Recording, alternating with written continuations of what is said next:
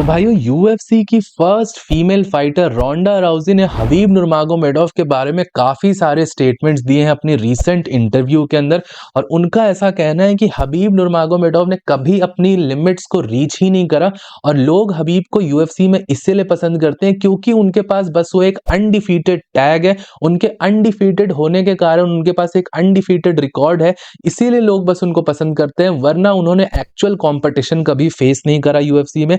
और अगर वो शायद और टाइम रहते हैं और अगर अपने लिमिट्स को थोड़ा पुश करते हैं तो डेफिनेटली वो यहाँ पर बीट हो सकते थे, ऐसा यहाँ पर रोंडा राउजी का कहना है। और बेसिकली मैं तो आपको बहुत सही तरीके से बता रहा हूँ, उन्होंने बहुत ज्यादा इसको अब्सर्ड वे में बोला है और फुल न्यूक्लियर वो चली गई है यहाँ पर हबीब के ऊपर। और रोंडा राउजी जैसे फाइटर की तरफ से ऐसा स्टेटमेंट आने के बाद बहुत सारे यहाँ पे डिबेट और कंट्रोवर्सी चल रही है अपनी एमएमए कम्युनिटी में। आप सबको भी इसके ऊपर मेरा ओपिनियन जानना था, तो पूरी तरीके से आप सबको एक्सप्लेन करूंगा और आप सब इन सारी सिचुएशंस को एग्जैक्टली कैसे जज कर सकते हो, पहले के फाइटर्स को अभी के साथ कंपेयर कर सकते हो नहीं कर सकते हो, रिकॉर्ड क्या सच में हबीब नुर्मागोमेडोव का यहाँ पर ओवररेटेड है, उसको भी हम इस वीडियो के अंदर डिस्कस करेंगे और फुल एंड फाइनल आप सबको इस टॉपिक पे क्लैरिटी दे दूंगा। और भाइयों यहाँ पर यूएफसी 322 से रिगार्डिंग भी बात करेंगे। इस्लाम महाचेव के कैंप को ज्वाइन कर लिया है हबीब ने, अब ये साथ में यहाँ पे ट्रेनिंग कर रहे हैं। हबीब यहाँ पे कॉर्नर में होने वाले और पूरे फाइट कैंप को मॉनिटर करने वाले हैं, फाइट वीक में यहाँ पे रहने वाले हैं साथ में, उन सारी चीजों के बारे में बात करेंगे। साथ ही साथ वेल्टर वेट डिवीजन में यहाँ पर कमारू उस्मान ने ऐसा बोला है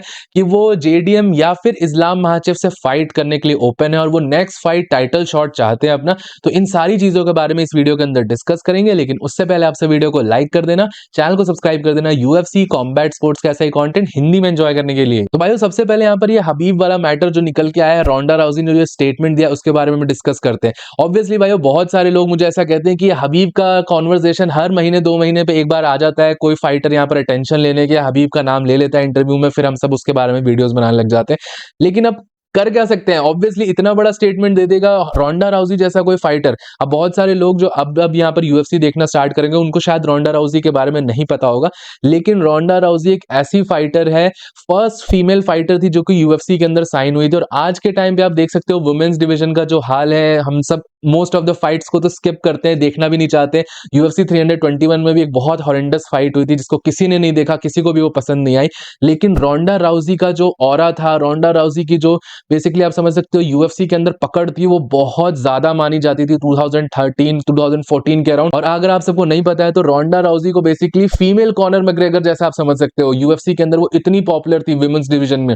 और सिर्फ वुमेन्स की नहीं, रोंडा राउजी की फाइट बेसिकली यूएफसी बड़े बड़े कार्ड्स में मेन कार्ड लगा देती थी और बहुत ज्यादा पेपर व्यू भी सेल करती थी रोंडा राउजी, क्योंकि उसकी फाइटिंग एबिलिटी इस तरीके की थी, वो जिस तरीके की फाइट्स पुट अप कर रही थी अपनी इनिशियल कैरियर में, बहुत ज्यादा खतरनाक फाइट थी। और ऐसा कहा जाता है कि वुमेन्स एमएमए आज यूएफसी के अंदर एग्जिस्ट कर रहा है, उसको स्टार्ट करने का, उसका एक फाउंडेशन अच्छी तरीके से बिल्ड करने के पीछे रोंडा राउजी का हाथ माना जाता है। और बेसिकली उसकी पर्सनैलिटी भी बहुत अच्छी थी, ऐसे बहुत रगेड और बहुत ही ज्यादा ट्रैश टॉकिंग पर्सनैलिटी थी रोंडा राउजी की, तो उस तरीके से उसको पसंद भी लोग बहुत ज्यादा करते थे। और एक और बहुत फनी चीज है कि रोंडा राउजी की हाइप इतनी ज्यादा थी कि लोग उस टाइम पे ऐसा भी मानते थे कि अगर रोंडा राउजी यहाँ पे फ्लाईवेट डिवीजन में जाके डिमिट्रियस जॉनसन या किसी फ्लाईवेट फाइटर जैसे हेनरी सऊडो वगैरह से फाइट करती है तो उसको भी हरा सकती थी, ऐसा लोगों का उस टाइम पे मानना था, जो कि ऑब्वियसली ट्रू नहीं था।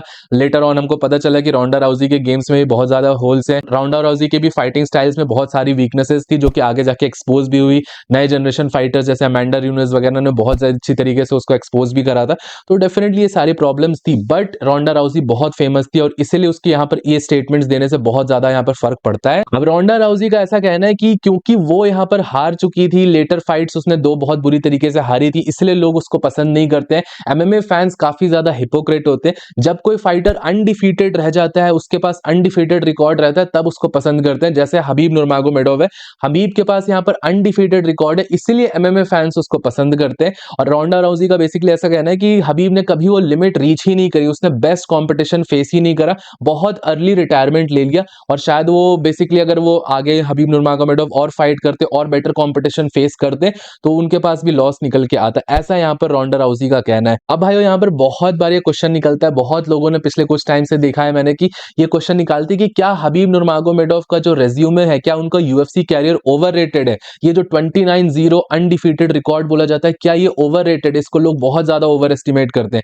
क्योंकि इसके पीछे बहुत बड़ा रीजन ये बोला जाता है कि जो पहले की 15-16 फाइट्स जो हबीब नुर्मागोमेडोव ने लड़ी है यूएफसी के बाहर, वो बहुत ही लो लेवल ऑर्गेनाइजेशंस में लो लेवल अपोनेंट्स के अगेंस्ट लड़ी है। और उन अपोनेंट्स को अगर हटा दे तो हबीब नुर्मागोमेडोव का यूएफसी रिकॉर्ड सिर्फ 13-0 का रहेगा। और उसमें भी लोग का ऐसा मानना है कि सिर्फ 3 टॉप के फाइटर्स को फाइट करा, कॉनर मैग्रेगर, जस्टिन गेची और डस्टिन पोरियर। अब देखिए इसके बारे में भाइयों आपसे मेरा ओपिनियन जानना चाहोगे और ओवरऑल इन पूरी सिचुएशंस को कैसे कंसीडर करना है। सिर्फ हबीब ही नहीं, अगर कोई आपको लेजेंडरी फाइटर जो अब रिटायर हो चुका है उसको कंपेयर करना है आज के टाइम से, तो आप कैसे कंपेयर कर सकते हो? इसका सीधा सीधा आंसर है भाइयों कि आप सब कंपेयर नहीं कर सकते हो, इसको कंपैरिजन करा ही नहीं जा सकता है। अब इसके पीछे के दो बहुत बड़े रीजन है। एक तो यहाँ पर रीजन ये होता है कि हर फाइटर की अपनी अपनी जर्नी होती है। हर फाइटर यूएफसी के अंदर स्टार्टिंग से नहीं होता है। कुछ फाइटर्स होते हैं जो बहुत यंग एज में ही यूएफसी ज्वाइन कर पाते हैं, कुछ रीजंस होते हैं, कुछ लक होता है, कुछ फैक्टर्स के कारण जल्द ही यूएफसी के अंदर आ जाते हैं। जैसे चार्ल्स ओलिवेयर एक बहुत बड़ा एग्जांपल है, उसने 2008-9 से यहाँ पर यूएफसी में फाइट करना स्टार्ट कर दिया था। जॉन जोन्स को आप देख सकते हो 21 इयर्स एज पे ही उसने यहाँ पर यूएफसी की चैंपियनशिप फाइट जीत ली थी। उसके बाद उसने लगातार यूएफसी में फाइट करा है, तो वो अपने आप में ही बहुत इंप्रेसिव होता है। और कुछ फाइटर्स होते हैं जो ऐसे पार्ट ऑफ द वर्ल्ड से आते हैं जहां से उतनी रिसोर्सेज नहीं थी, उतनी अपॉर्चुनिटीज नहीं थी, और उनको अपने आप को पहले बिल्ड बहुत ज्यादा करना पड़ता है, एमेच्योर फाइट करनी पड़ती है, बहुत सारी प्रोफेशनल लो लेवल ऑर्गेनाइजेशंस में फाइट करनी पड़ती है, फिर यूएफसी में वो सेलेक्ट होते हैं। तो उस तरीके से उनका वो रास्ता लंबा हो जाता है। और हबीब नुर्मागोमेडोव को आप ऐसा ही समझ सकते हो, दागिस्तान आज के टाइम पे यहाँ पर इतना फेमस है, इतने रिसोर्सेज है, वहां पे एक फाइट कल्चर बन गया, लेकिन पहले ऐसा नहीं था। बेसिकली दागिस्तान को पॉपुलर करने का बहुत बड़ा रीजन भी हबीब की पॉपुलैरिटी से जुड़ा हुआ है। हबीब अगर पॉपुलर नहीं होता तो शायद दागिस्तान को हम उतना ज्यादा नहीं जानते। बेसिकली आप इस तरीके से समझ सकते हो कि उस टाइम पे अपॉर्चुनिटीज नहीं थी, तो दागिस्तान की सारी ऑर्गेनाइजेशंस में हबीब को फाइट करना पड़ा। और भाई एक और चीज जो आप सबको यहाँ पर समझनी पड़ेगी और जो कि बहुत बड़ा फैक्टर ये होता है कि कॉम्बैट स्पोर्ट स्पेशली जो एमएमए है वो एक बहुत ज्यादा फास्ट मूविंग स्पोर्ट है। ये बहुत जल्दी बदलती हैं चीजें। इसके अंदर 5 साल के अंदर जो स्टैंडर्ड्स थे एक अच्छा चैंपियन, एक ग्रेट चैंपियन बनने के, वो 5 साल के अंदर ही बहुत ज्यादा बढ़ चुके हैं। पहले के टाइम पे आप समझ सकते हो 2015 से 2020 तक चैंपियन बनना भी बहुत बड़ी बात होती थी। यूएफसी के अंदर आप चैंपियन ही बन गए, आपको बहुत ग्रेट, 2-3 टाइटल डिफेंसेस भी कर लिया तो आप बहुत ग्रेट हो गए। लेकिन आज के टाइम पे आप देख लो चैंपियनशिप्स का भी लेवल कितना बढ़ गया है। चैंपियंस में भी आपको अगर स्टैंड आउट करना है, एक ग्रेट चैंपियन कहलाना, तो ऐसा एक नॉर्म बन गया है कि आपको वेट क्लास ऊपर जाके एक अपर वेट क्लास की बेल्ट भी जीतनी पड़ेगी, बार बार यहाँ पर टाइटल डिफेंस भी करना पड़ेगा। आज के टाइम पे आप देख सकते हो इलिया टुपुरिया, एलेक्स परेरा जैसे फाइटर्स 2 साल 3 साल यूएफसी के अंदर है, और 2-3 सालों के अंदर ही यहाँ पर उन्होंने यूएफसी के 2 डिविजन्स में बेल्ट जीत ली, मल्टीपल टाइम्स डिफेंस भी कर लिया। तो आप समझ सकते हो इन सारी चीजों के कारण स्टैंडर्ड बहुत बढ़ गया है यूएफसी के फाइटर्स का। चैंपियंस के अंदर भी कॉम्पिटिशन बहुत ज्यादा आ चुका है। मिराब डोलिशविली को देख रहे हो, 1 साल के अंदर 4-4 फाइट्स करने वाला है। तो आप समझ सकते हो आज के टाइम से आप कंपेयर कर ही नहीं सकते हो पहले के टाइम से, आपको कोई भी कंपैरिजन बनता ही नहीं है, 1-to-1 कंपैरिजन हो ही नहीं सकता इस चीज का। पहले इतने फ्रीक्वेंट इवेंट्स भी नहीं होते थे। यूएफसी भी पहले के टाइम पे रेगुलर हर महीने इवेंट नहीं कराती थी, हर हफ्ते। आज के टाइम पे तो हर हफ्ते एक इवेंट होता है, फाइट नाइट इवेंट होता है, कभी कभार एक महीने में 2-2 पेपर व्यूज भी देखने को हमको सबको मिल जाते। तो आप समझ सकते हो बहुत ज्यादा लैंडस्केप चेंज हो गया है, नई फैसिलिटीज, नए न्यूट्रिशन, नई नई यहाँ पर साइंस इन्वॉल्व हो गई गेम में, जिससे फाइटर्स क्विक टर्न अराउंड कर सकते हैं। पहले के टाइम पे फाइटर्स 1 साल में 2 फाइट्स भी कर लेते तो बहुत बड़ी बात होती। तो आप समझ सकते हो उसके कारण भी बहुत सारी चीजें चेंज होती है, इसीलिए 1-to-1 कंपैरिजन नहीं किया जा सकता है। और जॉर्ज सेंट पियर जो कि यूएफसी के लेजेंड माने जाते हैं, उनका भी ऐसा ही कहना है कि आप अभी के फाइटर्स को पहले के फाइटर्स के साथ कंपेयर नहीं कर सकते हो। और उन्होंने तो ये भी बोला है कि जो आज के फाइटर्स हैं वो पास्ट के फाइटर्स को हमेशा बीट करेंगे, क्योंकि ये स्पोर्ट्स इवॉल्व होते रहता है। जो नए जनरेशन के फाइटर्स आते हैं वो हमेशा पुराने जनरेशन के फाइटर्स से बेटर होते हैं। तो भाइयों मेरा तो यही यहाँ पर कहना है कि जो आज के फाइटर्स हैं उनको आज के फाइटर्स के साथ आप सब कंपेयर कर सकते हो। जो पहले के फाइटर्स हैं उन्होंने जो कर दिया, जो उनका था यहाँ पर वो हो चुका है। पब्लिक उनको यहाँ पर अचीवमेंट्स के हिसाब से उनको प्यार करती है, उनको पसंद करती है। और हबीब का अगर आपसे बात करो कि उनको लोग यहाँ पर अनडिफीटेड रिकॉर्ड के कारण करते हैं, तो ऑब्वियसली कुछ लोग उसके रिकॉर्ड से यहाँ पर इंप्रेस्ड है। ऑब्वियसली यूएफसी में भी उन्होंने 13 फाइट्स करी है, मल्टीपल चैंपियंस को हराया, वो अपने आप में ही बहुत बड़ी बात है। अब कुछ लोगों का कहना है कि हाँ वो वेल्टर वेट में नहीं गए, बहुत सारी चीजें नहीं अचीव कर पाए। ऑब्वियसली इस चीज में मैं भी अग्री करूंगा कि अगर हबीब अगर और फाइट करते तो बहुत कुछ बचा था यूएफसी में अचीव करने के लिए। लेकिन हमको ये भी नहीं भूलना चाहिए कि हबीब का रिटायरमेंट उनके फादर की अनफॉर्चुनेट डेथ जो कि कोविड पैंडेमिक के टाइम पे हुई थी, उसके कारण भी उन्होंने रिटायरमेंट लिया था।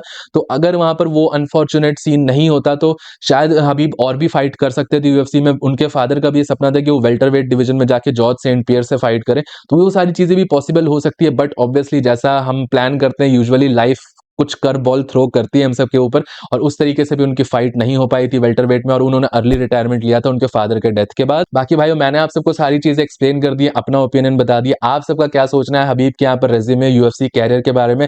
रोंडा राउजी ने जो कहा है क्या वो सच है, नहीं है? आप सब मुझे नीचे कमेंट सेक्शन में बता सकते हो। अब बात करते हैं यहाँ पर यूएफसी 322 के बारे में। यूएफसी 322 होने वाला है, ऑब्वियसली इसके बारे में बहुत सारी अपडेट्स निकल के आ रही है। हम इस्लाम महाचेव के कैंप को ज्वाइन कर लिया हबीब नुरमागोमेडोव ने, ऐसा यहाँ पर अपडेट निकल के आ चुकी है। जो फाइनल के जो 10 दिन 7 दिन होते हैं जिसमें फाइट वीक भी होता है, उसको हबीब पूरी तरीके से मैनेज करने वाले, मॉनिटर करने वाले, जो कि बहुत सही चीज है। इस्लाम महाचेव के एक कैंप में यहाँ पर, अगर आप सबको नहीं पता है, जो कि अलेक्जेंडर वोल्कानोव्स्की के साथ हुआ था ऑस्ट्रेलिया में, वो फाइट के अंदर हबीब नुरमागोमेडोव इस्लाम के साथ नहीं थे, और हम सबको पता है उस फाइट में बहुत ज्यादा मिसमैनेजमेंट हुई थी इस्लाम महाचेव पे, तो बहुत सारे एलिगेशंस भी लगे थे वेट कट वगैरह के।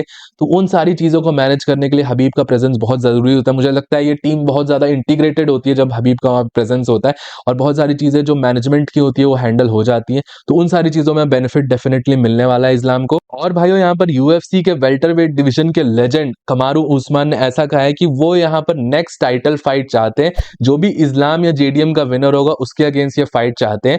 तो डेफिनेटली एक टाइम पर, अगर आज से 2-3 साल पहले आप मुझसे पूछते कि कमारू उस्मान वर्सेस इस्लाम महाचेव की फाइट क्या आप देखना चाहोगे, तो मैं 100% देखना चाहता ये फाइट। लेकिन आज के टाइम पे हम सबको पता है, इवन दो कमारू उस्मान अब विन कॉलन में आ चुका है, बट वो सेम कमारू उस्मान नहीं रहा है, काफी स्लो दिखा था अपनी लास्ट फाइट के अंदर भी।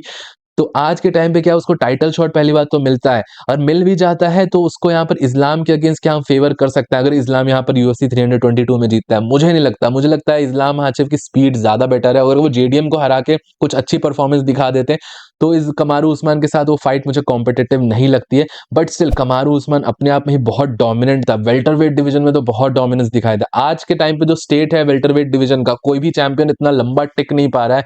लियोन एडवर्ड्स आया, बिलाल मोहम्मद आया, लेकिन जो कमारू उस्मान ने डोमिनेंस दिखाया था, आज उसकी वैल्यू पता चलती है कि वो कितना डोमिनेंट था, वो बंदा कितना फ्रीक्वेंटली फाइट करता था। तो डेफिनेटली ये फाइट बन सकती है, पॉसिबिलिटीज है। ये यूएफसी 322 में इस्लाम की किस तरीके की परफॉर्मेंस आती है उसके बाद हम सबको पता चल जाएगा। बाकी भाई, आप सबका क्या ओपिनियन इस बारे में मुझे नीचे कमेंट सेक्शन में जरूर बताइएगा। टिल देन, वीडियो पसंद आया हो तो प्लीज वीडियो को लाइक, चैनल को सब्सक्राइब कर दीजिएगा। मिलता हूं आप सबको नेक्स्ट वीडियो में अगले अपडेट के साथ। Bye bye.